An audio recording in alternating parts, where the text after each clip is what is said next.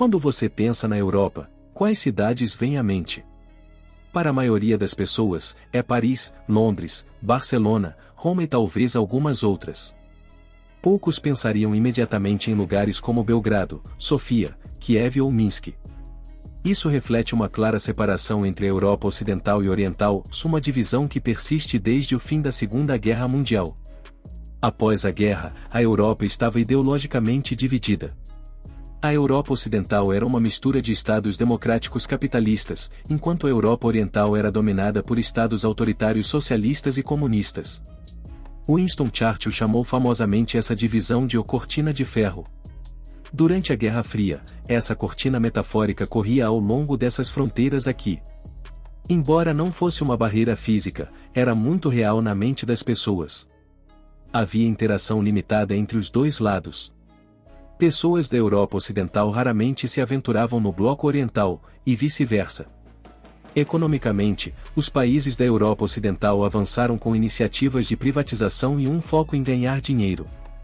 Em contraste, a Europa Oriental aderiu às ideologias marxistas, enfatizando a igualdade sobre a riqueza individual. Infelizmente, muitos europeus orientais estavam sujeitos a regimes corruptos que nem sempre praticavam os ideais que pregavam. Casos de desvio de dinheiro e corrupção não eram incomuns durante esse período. No entanto, os cidadãos eram ensinados a priorizar o Estado sobre o ganho pessoal. As indústrias na Europa Oriental eram centradas na exportação de matérias-primas, produtos agrícolas e mercadorias de baixa qualidade. Por outro lado, a Europa Ocidental se destacava em tecnologia, finanças e direito, tornando suas exportações altamente valiosas no mercado global. Isso levou a uma grande diferença econômica entre as duas regiões. Entre 1989 e 1991, a queda do socialismo autoritário marcou um ponto de virada significativo. Em 1992, a Iugoslávia era o único país tecnicamente socialista restante na Europa, depois da queda da União Soviética. Com a queda do comunismo, a Europa finalmente ficou livre para buscar o desenvolvimento capitalista, com o objetivo de reduzir a lacuna econômica que havia dividido leste e oeste. Teoricamente, essa mudança deveria ter provocado um rápido crescimento econômico em todo o continente. No entanto, a realidade nos mostra uma imagem diferente. Dê uma olhada neste mapa da Europa de 2023, que ilustra a distribuição da riqueza entre os países. Em verde, vemos o alto percentil, em amarelo o médio alto, em laranja o médio baixo, e em vermelho o mais baixo. Agora, vamos sobrepor o contorno da cortina de ferro. É evidente que desde 1989 até 1991, não houve muitas mudanças nas classificações econômicas da Europa. Claro, países como Polônia e Romênia deram passos econômicos significativos desde seus períodos socialistas.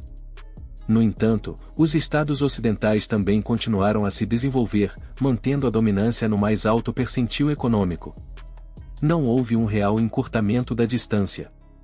Na verdade, desde o fim da era socialista, a lacuna entre os percentis superior e inferior só aumentou. No topo está a Alemanha, ostentando um PIB de cerca de 4 trilhões de dólares. No extremo oposto, temos a Moldávia, com um PIB de cerca de 5 bilhões de dólares. Agora, essa comparação pode parecer injusta. O PIB por si só não nos diz tudo sobre o bem-estar econômico e social de um país. O tamanho da população também desempenha um papel. Mas mesmo considerando isso, a situação para o leste europeu permanece sombria. Simplesmente não há argumento para igualdade entre os dois lados. Apesar das esperanças que surgiram após a queda da cortina de ferro, o leste europeu ainda está muito atrás do oeste economicamente. Então, por que isso acontece? Como muitas coisas nas relações internacionais, não há uma resposta simples. Em vez disso, vários fatores contribuem para esta situação. Um fator significativo é a influência duradoura da era comunista nos estados do leste europeu. Vamos chamar isso de ressaca comunista. É realmente difícil exagerar o impacto que o período comunista teve na produção econômica e na governança de muitos países do leste europeu. Essa influência se estende até a Alemanha, o país mais rico da UE, onde ainda podemos ver a divisão entre leste e oeste. A doutrina comunista promoveu a ineficiência econômica na região, deixando para trás um legado que continua em muitos casos. Vamos pensar nisso. No Ocidente, as ideias de capitalismo e economia de mercado livre estão profundamente enraizadas na sociedade há séculos. Portanto, é compreensível, de uma perspectiva externa, porque muitos países do leste europeu enfrentam desafios econômicos. No entanto, devemos lembrar que, por cerca de 50 anos entre 1940 e 1990, praticamente todos os habitantes do leste europeu nasceram e foram criados em sociedades onde o capitalismo era um conceito completamente estranho. Essa forte contraposição é evidenciada em histórias de ações de empresas estatais, que mais tarde se tornariam incrivelmente valiosas, sendo trocadas por vegetais nos primeiros dias da transição para o capitalismo de mercado livre. Muitos no leste europeu ainda estão lidando com as complexidades do capitalismo liberal. Essa luta é o motivo pelo qual muitas economias na região permanecem ineficientes, e em muitos casos, falharam em diversificar significativamente. Os países do leste europeu que conseguiram se desenvolver economicamente, como Polônia, República Tcheca e Romênia, foram grandemente auxiliados ao aderir à UE. A adesão à UE é agora um objetivo compartilhado por muitos países do leste europeu. No entanto, requisitos rigorosos devem ser cumpridos para ingressar, incluindo demonstrar baixos níveis de corrupção. Infelizmente, a corrupção é outro componente significativo da ressaca comunista. A corrupção é uma das principais razões pelas quais o leste europeu está atrás do Ocidente economicamente. Agora, vamos falar sobre dois fatores interligados: geografia e colonização.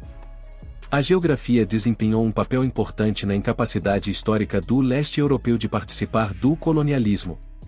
As nações do Ocidente, com seu acesso às rotas comerciais marítimas, estabeleceram comércio lucrativo e colônias na Ásia, África e Américas, acumulando enorme riqueza e poder. Por outro lado, o leste europeu tinha acesso limitado a essas rotas marítimas. Há séculos, ter um porto poderia significar a diferença entre se tornar uma potência global ou apenas mais um território de um império maior. Não é coincidência que muitas das maiores cidades do mundo hoje estejam perto da água e tenham portos prósperos. Vamos aprofundar a importância da geografia e da história na formação dos destinos econômicos dos países, especialmente no leste europeu. Peguemos o exemplo de Pedro, o Grande. Durante seus 43 anos de governo, ele estava obcecado em encontrar um porto de águas quentes para impulsionar a economia da Rússia. Esse impulso levou à Grande Guerra do Norte com o Império Sueco no século XVIII, resultando na Rússia ganhando territórios significativos ao longo da costa báltica, incluindo Estônia, Livônia e Hungria. Em 1703, Pedro estabeleceu São Petersburgo nessa costa adquirida, tornando-a a nova capital da Rússia. A Guerra Russo-Turca foi outra tentativa de ganhar acesso ao Mar Negro, embora não tenha sido totalmente bem-sucedida. A importância de ter acesso a um oceano não pode ser exagerada.